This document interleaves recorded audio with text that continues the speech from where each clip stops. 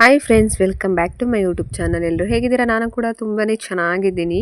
ನಾನಿವತ್ತು ಎಗ್ ಬುರ್ಜಿ ಯಾವ ಥರ ಮಾಡೋದು ಅಂತ ತೋರಿಸ್ತಾ ಇದ್ದೀನಿ. ಈ ಥರ ಒಂದ್ಸಲ ಟ್ರೈ ಮಾಡಿ. ತುಂಬ ಅಂದರೆ ತುಂಬ ಟೇಸ್ಟಿಯಾಗಿ ಸಖತ್ತಾಗಿರುತ್ತೆ. ಇನ್ನೂ ತಿನ್ನಬೇಕು ಅನಿಸುತ್ತೆ, ಅಷ್ಟು ಚೆನ್ನಾಗಿರುತ್ತೆ. ಒಂದ್ಸಲ ಈ ವಿಧಾನದಲ್ಲಿ ಒಂದ್ಸಲ ಟ್ರೈ ಮಾಡಿ. ಹೇಗೆ ಮಾಡೋದು, ಏನೆಲ್ಲ ಬೇಕು ಅಂತ ತೋರಿಸ್ಕೊಡ್ತೀನಿ, ಬನ್ನಿ. ಯಾರು ಕೂಡ ವಿಡಿಯೋನ ಸ್ಕಿಪ್ ಮಾಡಬೇಡಿ, ಪೂರ್ತಿಯಾಗಿ ವಿಡಿಯೋ ನೋಡಿ. ಬನ್ನಿ ನೋಡೋಣ ಹೇಗೆ ಮಾಡೋದು ಅಂತ. ನಾನು ಈ ಕಡೆ ಒಂದು ಬಾಣಲೆ ಇಟ್ಕೊಂಡಿದ್ದೀನಿ. ಬಾಣಲೆಗೆ ಸ್ವಲ್ಪ ಎಣ್ಣೆ ಹಾಕ್ಕೊಂಡಿದ್ದೀನಿ.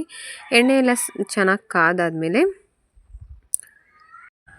2 ಹಸಿಮೆಣ್ಸಿಕಾಯಿ ಕಟ್ ಮಾಡಿಬಿಟ್ಟು ಹಾಕ್ಕೊಂಡಿದ್ದೀನಿ. ಹಸಿಮೆಣ್ಸಿಕಾಯಿ ಎಲ್ಲ ಫ್ರೈ ಆದಮೇಲೆ ನಾನು ಒಂದು 7-8 ದೊಡ್ಡ ಸೈಜದು ಈರುಳ್ಳಿ ಸಣ್ಣ ಸಣ್ಣ ಕಟ್ ಮಾಡಿ ಇಟ್ಕೊಂಡಿದ್ದೆ, ಅದನ್ನು ಕೂಡ ಹಾಕ್ಕೊಂಡು ಇವಾಗ ಚೆನ್ನಾಗಿ ಫ್ರೈ ಮಾಡ್ಕೊಳ್ತಾ ಇದ್ದೀನಿ. ಅದು ಈರುಳ್ಳಿ ಕಲರು ಮತ್ತು ಹಸಿ ಸ್ಮೆಲ್ಲೆಲ್ಲ ಹೋಗಬೇಕು, ಅಲ್ಲಿವರೆಗೂ ಕೂಡ ಸ್ವಲ್ಪ ಹೊತ್ತು ಅದನ್ನು ಫ್ರೈ ಮಾಡ್ಕೋಬೇಕಾಗುತ್ತೆ. ಒಂದ್ಸಲ ಈ ಥರ ಟ್ರೈ ಮಾಡಿ, ತುಂಬ ಅಂದರೆ ತುಂಬ ಚೆನ್ನಾಗಿರುತ್ತೆ. ನಾವು ಮಾಮೂಲಿ ಎಗ್ ಬುರ್ಜಿ ಮಾಡೋದಕ್ಕೂ ಇದಕ್ಕೂ ತುಂಬ ಡಿಫ್ರೆಂಟ್ ಇದೆ. ಈಗ ಈರುಳ್ಳಿ ಎಲ್ಲ ಚೆನ್ನಾಗಿ ಎಣ್ಣೆ ಬಿಟ್ಕೊಂಡು ಫ್ರೈ ಆಗಿ ಇವಾಗ ಚೆನ್ನಾಗಿ ಬೆಂದಿದೆ.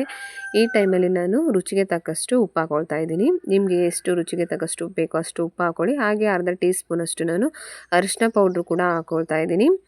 ಹಾಗೆ 1 ಟೇಬಲ್ ಸ್ಪೂನಷ್ಟು ನಾನು ಇಲ್ಲಿ ಚಿಕನ್ ಮಸಾಲ ಪೌಡ್ರ್ ಹಾಕ್ಕೊಳ್ತಾ ಇದ್ದೀನಿ. ನೀವು ಬೇಕು ಅಂದರೆ ಗರಂ ಮಸಾಲ ಪೌಡ್ರು ಕೂಡ ಹಾಕೋಬೋದು, ಇನ್ನೂ ಟೇಸ್ಟು ಚೆನ್ನಾಗಿರುತ್ತೆ. ನಾನು 1 ಟೇಬಲ್ ಸ್ಪೂನಷ್ಟು ಚಿಕನ್ ಮಸಾಲ ಪೌಡ್ರ್ ಹಾಕ್ಕೊಂಡಿದ್ದೀನಿ. 1 ಟೇಬಲ್ ಸ್ಪೂನಷ್ಟು ಅಚ್ಕಾರದ ಪುಡಿ ಹಾಕ್ಕೊಂಡಿದ್ದೀನಿ. ಹಾಗೆ 1 ಟೇಬಲ್ ಸ್ಪೂನಷ್ಟು ನಾನು ಧನಿಯಾ ಪೌಡ್ರು ಕೂಡ ಹಾಕ್ಕೊಳ್ತಾ ಇದ್ದೀನಿ. ಇವಾಗ ಇದೆಲ್ಲನೂ ಕೂಡ ಲೋ ಫ್ಲೇಮ್ ಇಟ್ಕೊಂಡು ಸ್ವಲ್ಪ ಹೊತ್ತು ಚೆನ್ನಾಗಿ ಫ್ರೈ ಮಾಡ್ಕೋಬೇಕು. ಹೈ ಫ್ಲೇಮ್ ಇಟ್ಕೊಂಡ್ಬಿಟ್ರೆ ಈಗ ನಾವು ಮಸಾಲೆ ಹಾಕಿದ್ವಿ ಅಲ್ವಾ, ಅದೆಲ್ಲ ಸೇದೋಗ್ಬಿಡುತ್ತೆ. ಅದಕ್ಕೋಸ್ಕರ ಸ್ವಲ್ಪ ಲೋ ಫ್ಲೇಮ್ ಇಟ್ಕೊಂಡು ಚೆನ್ನಾಗಿ ಅದು ಮಸಾಲೆ ಎಲ್ಲ ಸ್ವಲ್ಪ ಎಣ್ಣೆ ಬಿಟ್ಕೊಂಡು ಬರೋವರೆಗೂ ಚೆನ್ನಾಗಿ ಬೇಯಿಸ್ಕೊಳ್ಳಿ. ನೆಕ್ಸ್ಟ್ ನಾನು ಒಂದೇ ಒಂದು ಸಣ್ಣದು ಸೈಜದು ಟೊಮೊಟೊ ಹಾಕ್ಕೊಳ್ತಾ ಇದ್ದೀನಿ.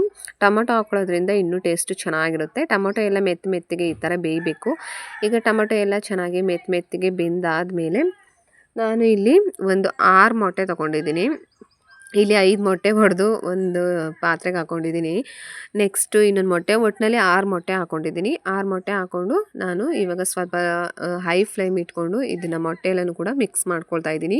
ಅದು ಮೊಟ್ಟೆ ಎಲ್ಲ ಕೂಡ ಉದುರಾಗಿ ಚೆನ್ನಾಗಿ ಇದಾಗಬೇಕು. ಅಲ್ಲಿವರೆಗೂ ಕೂಡ ನಾವು ಕೈ ಆಡಿಸ್ತಾನೆ ಇರಬೇಕು, ಇಲ್ಲಾಂದರೆ ಕೆಳಗಡೆ ತಳ ಇಡೋ ಚಾನ್ಸಸ್ ಇರುತ್ತೆ. ನೋಡಿ, ಈ ಥರ ಉದುರಾಗಿ ಚೆನ್ನಾಗಿ ಎಲ್ಲನೂ ಕೂಡ ಮಿಕ್ಸ್ ಆಗೋವರೆಗೂ ಕೂಡ ಚೆನ್ನಾಗಿ ಫ್ರೈ ಮಾಡ್ಕೋಬೇಕು.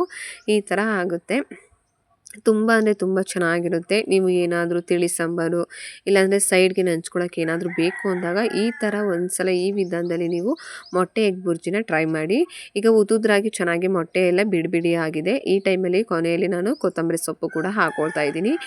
ಈ ಥರ ಆದರೆ ಸಾಕಾಗುತ್ತೆ. ಚೆನ್ನಾಗಿ ಮಿಕ್ಸ್ ಮಾಡಿಕೊಂಡ್ರೆ ಈ ಥರ ಆಗುತ್ತೆ. ತುಂಬ ಚೆನ್ನಾಗಿರುತ್ತೆ ಟೇಸ್ಟು. ಈ ಥರ ಒಂದ್ಸಲ ಟ್ರೈ ಮಾಡಿ. ಈ ರೆಸಿಪಿ ಏನಾದರೂ ನಿಮಗೆ ಇಷ್ಟ ಆಗಿದೆ ಲೈಕ್ ಕೊಟ್ಟು ಕಮೆಂಟ್ ಹಾಕಿ. ಮತ್ತು ನಾನು ನೆಕ್ಸ್ಟ್ ವೀಡಿಯೋಲಿ ಸಿಗ್ತೀನಿ. ಅಲ್ಲಿವರೆಗೂ ಟೇಕ್ ಕೇರ್, ಬಾಯ್. ನೀವು ಒಂದ್ಸಲ ಟ್ರೈ ಮಾಡಿ, ಹೇಗೆ ಬಂತು ಏನು ಅಂತ ನನ್ನ ಕಮೆಂಟ್ ಬಾಕ್ಸಲ್ಲಿ ಕಮೆಂಟ್ ಹಾಕಿ. ತುಂಬ ಚೆನ್ನಾಗಿರುತ್ತೆ, ಒಂದ್ಸಲ ಟ್ರೈ ಮಾಡ್ಬೋದು. ಈಸಿಯಾಗಿದೆ ಮತ್ತು ತಿನ್ನೋಕ್ಕೂ ಕೂಡ ತುಂಬ ಚೆನ್ನಾಗಿರುತ್ತೆ. ಒಂದ್ಸಲ ಟ್ರೈ ಮಾಡಿ. ಓಕೆ, ಬಾಯ್.